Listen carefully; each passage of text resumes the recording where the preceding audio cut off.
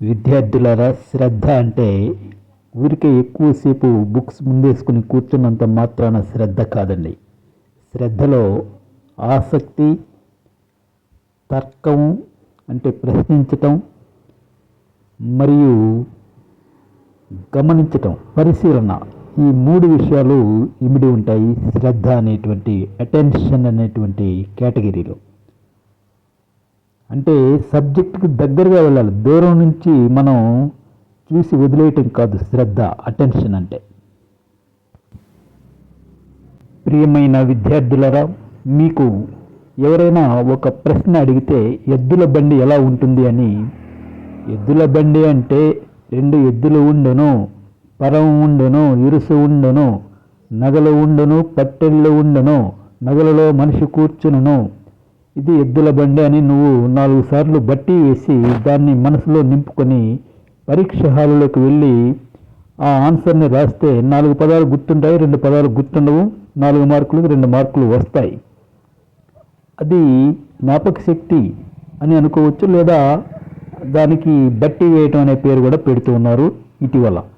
So జ్ఞాపక శక్తి కూడా కాదు, అది బట్టి వేయడమే. అది మనం 4-5 సార్లు గుర్తుంచుకొని అవసరం మేరకు ఉపయోగించుకొని తర్వాత తిరిగి దాన్ని వదిలివేయటం. కానీ శ్రద్ధ, అటెన్షన్, శ్రద్ధ అంటే అది కాదు.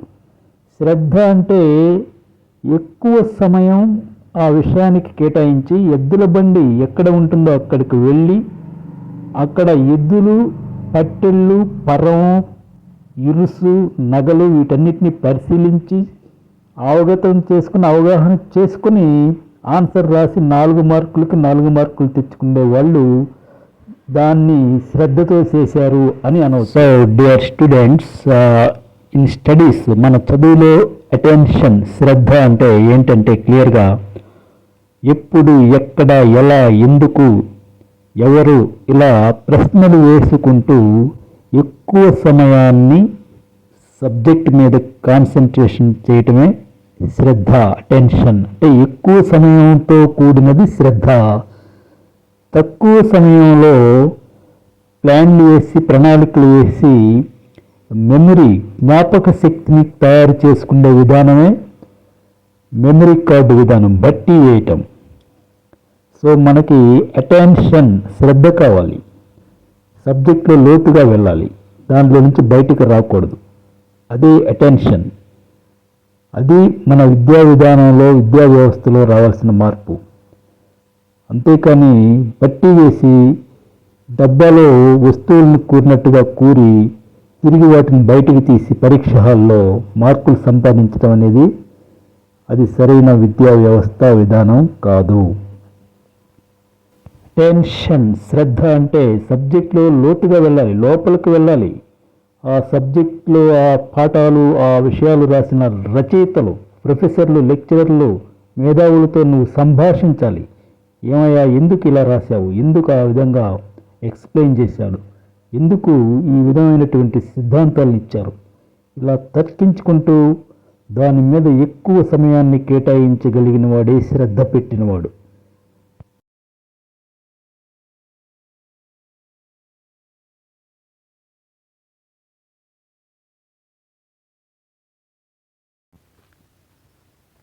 Dear students, in this video I'm gonna to explain you what is concentration and what is attention and what is focus. Dear students, you all know మనకి తెలుగులో ఒక వర్డ్ ఉంది, శ్రద్ధ.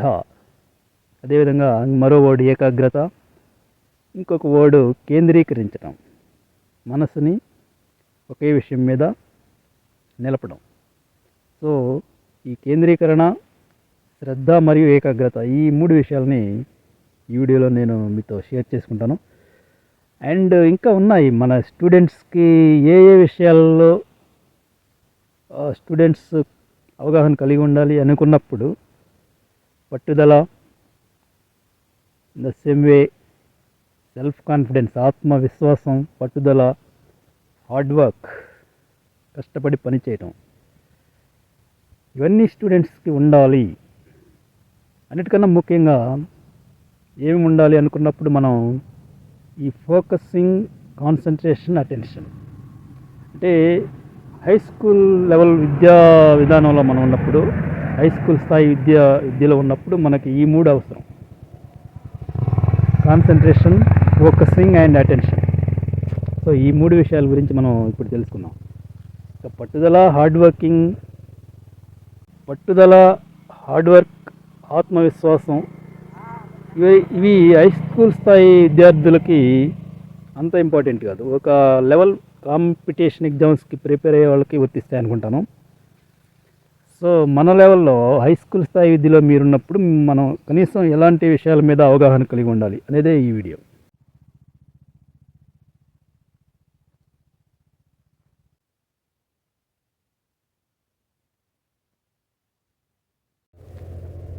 డియర్ స్టూడెంట్స్, ఫోకసింగ్ అంటే ఏంటంటే, మనం ఒక 5 నిమిషాలు టీవీ చూడాలనుకుంటాం, కానీ 15 నిమిషాలు, 20 నిమిషాలు, 25 నిమిషాలు అలా సాగిపోతూ ఉంటుంది.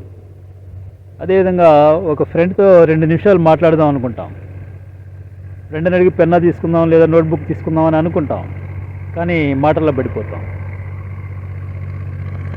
ఒక అర్ధగంట సేపు రెస్ట్ తీసుకొని కాసేపు కునుకు తీసి నిద్రపోదాం, మళ్ళీ లేచి చదువుకుందాం అనుకుంటాం, కానీ 1-2 గంటలు నిద్రపోతాం. సో ఇది ఫోకసింగ్ అంటే. మనం వర్తమానంలో ఏం పని చేస్తున్నాము, ఆ పనిని ఎలా చేస్తున్నాము అనేటువంటి అటెన్షన్, ఫోకసింగ్ చేయటం అనేది చాలా అవసరం విద్యార్థులకు. ముఖ్యంగా మనం ఇప్పుడు చెప్పుకున్నట్టు టీవీ చూడడం కావచ్చు, ఫ్రెండ్స్తో కబుర్లు చెప్పుకోవడం కావచ్చు, లేదంటే నిద్రపోవడం కావచ్చు, పర్ఫెక్ట్ టైంకి మనం చేయాలి. అంతేకాకుండా ఒకటి చేస్తూ మనల్ని మనమే మర్చిపోకూడదు. అది అంటే మనం ఫ్రెండ్తో మాట్లాడుతూ ఉన్నాము అనే విషయాన్నే మనం మర్చిపోతాం, ఎంతసేపు మాట్లాడుతున్నాము అనే విషయాన్నే మర్చిపోతాం. అలాంటిది ఫోకస్ లేని మైండ్ అనమాట. సో విద్యార్థులకి ఈ ఫోకసింగ్ అనేది, మనం ఒక పని చేసేటప్పుడు టైం, ముఖ్యంగా టైం, అంతేకాదండి, టైమే కాదు, ఎలా చేస్తున్నాము. నేను చాలా బాగా చదువుతున్నాను అని అనుకుంటూ బట్టి వేస్తూ ఉంటాడు అరగంట, గంట. కానీ నేను ఎలా చదువుతున్నాను, ఇది నాకు ఎందుకు రావటం లేదు, ఎక్కడ ఏ లైన్ కష్టంగా ఉంది, ఆ లైన్ని నేను ఎందుకు 2 సార్లు రాయకూడదు, ఇలాగా ఫోకస్ చేయాలి. గడగడ గడగడ గడగడ బట్టి వేయడం కాదు. సో ఇది ఫోకసింగ్ అంటే. చదువు మీద మనసుని కేంద్రీకరించటం, లేదంటే మన లక్ష్యం మీద మైండ్ని కేంద్రీకరించటం, అది ఫోకస్. అంటే ఇప్పుడు మేకలు కాసుకొని పిల్లల్ని పంపిస్తూ ఉంటారు, పొలాల్లో పనులకి పిల్లల్ని పంపిస్తూ ఉంటారు, బడికి పంపిస్తూ ఉంటారు. వీటన్నిటిని చూసుకుంటే మనం మెయిన్గా ఫోకస్ చేయవలసిన విషయం ఏంటో అది తెలుసుకోవాలి ముందు. అటు పేరెంట్స్ తెలుసుకోవాలి, ఇటు విద్యార్థులు తెలుసుకోవాలి. సో ఇది ఫోకస్ అంటే. అంటే 4-5 పనులు మనం దేని మీద ఎక్కువ లక్ష్యం లేకుండా 4-5 పనులు చేస్తూ ఉంటామో అప్పుడు మనకి ఫోకస్ అనేది లేదు జీవితంలో, దేని మీద కేంద్రీకృతం చేయటం లేదు అనేది అర్థమవుతుంది, ఆ లెక్క వస్తుంది. అలా కాకుండా ఇప్పుడు కాన్సన్ట్రేషన్ అంటే ఏంటో చూద్దాం. కాన్సన్ట్రేషన్ అంటే ఏకాగ్రత. కేంద్రీకరించడం అనే పాయింట్ అటు పక్కన పెడితే ఏకాగ్రత. దేని మీద ఏకాగ్రత రావాలి? చేసే పని మీద. ఫోకస్ అనేది ఏ పనులు చేయాలి అనేది ఫోకస్ అయితే, ఏ పనుల నుంచి ఏ పనిని ఎంచుకోవాలి అనేది ఫోకస్. కాన్సన్ట్రేషన్ అనేది ఎంచుకున్న పనిలో మళ్ళీ ఫోకస్ చేయటం, ఎంచుకున్న పనిని శ్రద్ధగా చేయటం. కాన్సన్ట్రేషన్ ఏకాగ్రతతో చేయటం. ఏకాగ్రత అంటే ఇంకా మైండ్ ఎక్కడికి వెళ్ళకూడదు, ఏ విషయాల మీద మైండ్ చెదిరిపోకూడదు. కాసేపు టీవీ చూస్తాము, కాసేపు బయటకు వెళ్ళి ఆడుకుంటాము, మళ్ళీ బుక్ తీస్తాము, నో యూజ్. బయట నుంచి వినిపించే చెవిలో పడే పాట మీద మైండ్ ఉంది, బయట ఏ పండర భజన పాటో లేదా దేవాలయంలో మైకో మన చెవిలో పడుతూ ఉంటుంది. సో అది కూడా ఉపయోగం లేదండి. కాన్సన్ట్రేషన్ అంటే అర్జునుడు చెట్టు మీద ఉన్న పక్షిని కొట్టమన్నప్పుడు ద్రోణాచార్యుడు ఏం కనిపిస్తుంది నీకు అర్జున అంటే కేవలం పక్షి కన్ను మాత్రమే కనిపిస్తుంది అని చెప్పాడు. అది కాన్సన్ట్రేషన్ అంటే. భీముడు, ధర్మరాజు, దుర్యోధనుడు వీళ్ళంతా, అశ్వత్థామ వీళ్ళంతా చెట్టు కనిపిస్తుంది, కొమ్మ కనిపిస్తుంది, ఆకులు కనిపిస్తున్నాయని చెప్పారు. సో కాన్సన్ట్రేషన్ అనేది కూడా మనం డెవలప్ చేసుకోవాలి. ఇప్పుడు అటెన్షన్ అంటే ఏంటో చూద్దాం. ఇప్పుడు అటెన్షన్ అంటే శ్రద్ధ. ఇప్పుడు నేను ఇవన్నీ వదిలేసి నేను పొజిషన్లోకి వస్తున్నాను. నేను ఇప్పుడు బుక్ తీసుకుంటాను, ఇప్పుడు చదువుతాను, టెన్షన్ లేక నేను ఇప్పుడు వచ్చాను అనే శ్రద్ధ నీలో నీకు, నీపై నువ్వు, నీకై నువ్వు, అది అటెన్షన్ అంటే. సో ఇక్కడ ఏంటంటే విషయం, అటెన్షన్ వేరు, మెమరీ కార్డు వేరు. మనం మన మైండ్లో ఒక మెమరీ కార్డు క్రియేట్ చేసుకుంటున్నాం, దాంట్లో అన్నీ నింపుతున్నాం, అన్ని విషయాలని దాంట్లో ఫీడ్ చేసి పెడుతున్నాం. ఎగ్జామ్స్ అప్పుడు బయట వేస్తున్నాం ఆన్సర్ షీట్ మీద. అది కాదండి విద్యా విధానం అంటే. మెమరీ కార్డులో నింపడం కాదు అటెన్షన్ అంటే. అది అటెన్షన్ కాదు, కాన్సన్ట్రేషన్ కాదు, ఫోకస్ కాదు. మెమరీ కార్డులో నింపడం అంటే మనం పాటలు పట్టిస్తాం మెమరీ కార్డులో. ఫోన్ మెమరీ కార్డు ఉంటుంది, పాటలు సినిమాలు పట్టించుకొని చూస్తూ ఉంటాం, అంటే దాంట్లో నింపడం అనమాట. సో ఈ మెమరీ కార్డు లాగా మన మైండ్ని తయారు చేసుకోవద్దు. అటెన్షన్ రావాలి, శ్రద్ధ రావాలి. ఈరోజు ఏ పాఠం చెప్పారు అనేది ప్రతి విద్యార్థికి తెలిసి ఉండాలి. ఏ చాప్టర్ ఎక్కడ ఆపారు అనేది తెలిసి ఉండాలి.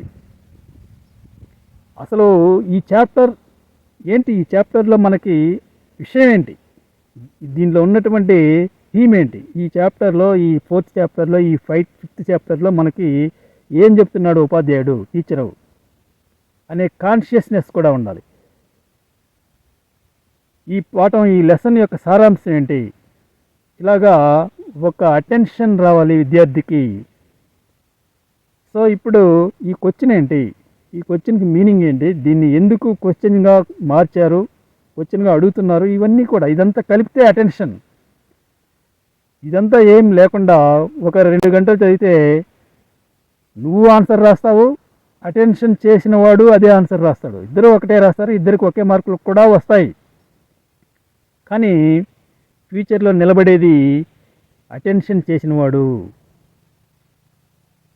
అందుకే చాలామంది అటెన్షన్తో కాకుండా మెమరీ కార్డులో విషయాలను నింపి మార్కులు తెచ్చుకున్న వాళ్ళందరూ కూడా చూడండి, వాళ్ళు ఏ సబ్జెక్ట్లో ఎక్కువ మార్కులు తెచ్చుకున్నారో ఆ సబ్జెక్ట్ని వదిలేసి వేరే ఫీల్డ్లోకి మారుతూ ఉంటారు. ఈరోజు విద్యా సంస్థలో నుంచి బయటకు వచ్చినటువంటి యువత రకరకాలుగా తయారవుతున్నారు. ఎందుకంటే అక్కడ శ్రద్ధ పెట్టి వాళ్ళు చదవలేదు, అది విషయం. సో ఇప్పుడు ఐన్స్టీన్ మహాశయుడు చెప్పింది ఏంటి, అటెన్షన్ ఉంటేనే చదువు, మెమరీ కార్డు వద్దు. హిస్టరీలో సంవత్సరాలు గుర్తుపెట్టుకుని మైండ్ని ఒక చెత్త డబ్బా, మెమరీ కార్డు డబ్బాగా తయారు చేయొద్దు అనేది ఐన్స్టీన్ గారి అభిప్రాయం అప్పట్లోనే, ఆ రోజుల్లోనే. ఈ విధానంలో మార్పు రావాలి అనేది నా యొక్క పరిశీలన. ఎలాగంటే ఐన్స్టీన్ మహాశయుడు ఏం చెప్పాడు, చరిత్రలో సంవత్సరాలు గుర్తుపెట్టుకోవడం అనవసరం, మనకి చరిత్ర చదవాలనుకుంటే ఎప్పుడు అది బుక్స్లో ఉంటుంది, ఎప్పుడు కావాలంటే అప్పుడు తీసి చదువుకోవచ్చు అని చెప్పాడు. దాన్ని నేరుగా పోయి హెడ్ మాస్టర్ గారికే చెప్పాడు. ఎందుకు మీరు పిల్లల చేత ఈ సంవత్సరాలను బట్టి వేయిస్తారు అని హెడ్ మాస్టర్ గారినే ప్రశ్నించాడు ఐన్స్టీన్ మహాశయుడు. సో హెడ్ మాస్టర్ గారు ఐన్స్టీన్ని పంపించడానికి ఏర్పాట్లు చేశాడు. ఐన్స్టీన్ మహాశయుడు స్కూల్ ఎగ్గొట్టాడు. నేను ఈ స్కూల్లో చదవను, నాకు చదువు రావటం లేదు, నా డబ్బులు నాకు వెనక్కి ఇచ్చేయండి అని చెప్పి లెటర్ కూడా రాశాడు హెచ్ఎం గారికి. సో అది రెస్పాన్సిబిలిటీ ఆఫ్ ద స్టాఫ్. అంటే స్టాఫ్కి, హెచ్ఎంకి ఎంత రెస్పాన్సిబిలిటీ ఉంటుందంటే వాళ్ళకి చదువు రాకపోతే ఆ స్కూల్ మూసేసే విధంగా ఉంటే ఇంకా బాగుంటుందేమో. సో ఇప్పుడు ఏంటంటే ఐన్స్టీన్ మహాశయుడు ఆ స్కూల్ నుంచి బయటపడేదానికి దొంగ సర్టిఫికేట్ క్రియేట్ చేసుకున్నాడు. ఒక ఆరోగ్యం బాగలేదని చెప్పేసి వాళ్ళ సిస్టర్తో కలిసి ఒక దొంగ సర్టిఫికేట్ క్రియేట్ చేసి ఆ సర్టిఫికేట్ తీసుకెళ్ళి హెచ్ఎం గారికి ఇచ్చి స్కూల్ నుంచి బయటపడ్డాడు. అలాంటి మహామేధావి ఈరోజు ప్రపంచానికి, గణితంలో అనేక రకాలైనటువంటి ఐన్స్టీన్ లాస్ ఉన్నాయి. సో ఇక్కడ ఏంటంటే విషయం, అటెన్షన్ వేరు, మెమరీ కార్డు వేరు. మనం మన మైండ్లో ఒక మెమరీ కార్డు క్రియేట్ చేసుకుంటున్నాం, దాంట్లో అన్నీ నింపుతున్నాం, అన్ని విషయాలని దాంట్లో ఫీడ్ చేసి పెడుతున్నాం. ఎగ్జామ్స్ అప్పుడు బయట వేస్తున్నాం ఆన్సర్ షీట్ మీద. అది కాదండి విద్యా విధానం అంటే. మెమరీ కార్డులో నింపడం కాదు అటెన్షన్ అంటే. అది అటెన్షన్ కాదు, కాన్సన్ట్రేషన్ కాదు, ఫోకస్ కాదు. మెమరీ కార్డులో నింపడం అంటే మనం పాటలు పట్టిస్తాం మెమరీ కార్డులో, ఫోన్ మెమరీ కార్డు ఉంటుంది, పాటలు సినిమాలు పట్టించుకొని చూస్తూ ఉంటాం. అంటే దాంట్లో నింపడం అనమాట. సో ఈ మెమరీ కార్డు లాగా మన మైండ్ని తయారు చేసుకోవద్దు. నేను గవర్నమెంట్కి చేసే విజ్ఞప్తి ఏంటంటే, హై స్కూల్ స్థాయి ఎడ్యుకేషన్లో విద్యార్థుల్లో కాన్సన్ట్రేషన్ని, అటెన్షన్ని, ఫోకస్ని డెవలప్ చేయాలంటే మన విద్యా వ్యవస్థలో రావాల్సిన మార్పులు ఏంటి అనేది మనం ఆలోచిస్తే ప్రాక్టికల్ టీచింగ్ అనేది ఎక్కువగా రావాలి. ప్రాక్టికల్ లెర్నింగ్, ప్రాక్టికల్స్ చేస్తే కదా వాళ్ళకి కాన్సన్ట్రేషన్ పెరిగేది, ఆ టాపిక్ మీద, ఆ చాప్టర్ మీద ఫోకస్ వచ్చేది, లేదంటే అటెన్షన్ వచ్చేది. మనం ఎంతసేపటికి ఏదో వాళ్ళ మెమరీలో ఏదో నింపాలనే ప్రయత్నం చేసి చదివించి బట్టి వేయించడం ద్వారా అటెన్షన్, కాన్సన్ట్రేషన్ డెవలప్ కావు. ఇకపోతే ముఖ్యంగా హై స్కూల్ లెవెల్ విద్యార్థులకి డిఫికల్ట్ సబ్జెక్ట్ ఏంటంటే మ్యాథమెటిక్స్ అనేది కంపల్సరీ. ఒక డల్ స్టూడెంట్ ఉన్నారు ఎవరైనా హై స్కూల్లో అంటే ఖచ్చితంగా వాడికి మ్యాథమెటిక్స్ అనేది ప్రాబ్లం ఉంటుంది డల్లర్స్కి. సో మ్యాథమెటిక్స్ ప్రాబ్లం లేని వాళ్ళు ఇతర సబ్జెక్టుల్లో డల్ అవుతుంటారు. కొంతమంది ఇంగ్లీష్ ప్రాబ్లం, మ్యాథమెటిక్స్లో నా ఫ్రెండ్ ఒకడు సూపర్ కానీ ఇంగ్లీష్ ఫెయిల్. సో ఆ పరిస్థితిలో కొంతమంది ఉంటారు. అక్కడ ఏంటంటే ఇంగ్లీష్ అనేది వాడికి డిఫికల్ట్ కాదు, ల్యాక్ ఆఫ్ ఇంట్రెస్ట్, వాడికి ఇష్టం లేనిది అది, అంటే దాని మీద ఇంట్రెస్ట్ లేదు. సో దీన్ని బట్టి మ్యాథమెటిక్స్ కష్టమా ఇంగ్లీష్ కష్టమా అంటే మ్యాథమెటిక్సే కష్టం, ఇంగ్లీష్ కాదండి. సో మ్యాథమెటిక్స్ని స్పెషల్ సబ్జెక్టుగా హై స్కూల్ లెవెల్లో తీసుకోవాలి. దానికి అవర్స్ ఎక్కువ కేటాయించాలి, మ్యాథ్స్కి టీచర్స్ని ఎక్కువ కేటాయించాలి, ప్రత్యేకమైనటువంటి ఫోకసింగ్ గవర్నమెంట్ చేయాలి మ్యాథమెటిక్స్ మీద అనేది నా యొక్క వ్యక్తిగత అభిప్రాయం. మీరేమంటారు? సో ఇదండి ఈరోజు మన వీడియో. విద్యార్థుల్లో ఏ విధంగా ఫోకస్ మరియు అటెన్షన్ అండ్ కాన్సన్ట్రేషన్ని ఇంప్రూవ్ చేయాలనే ఈ టాపిక్ మీద. Bye.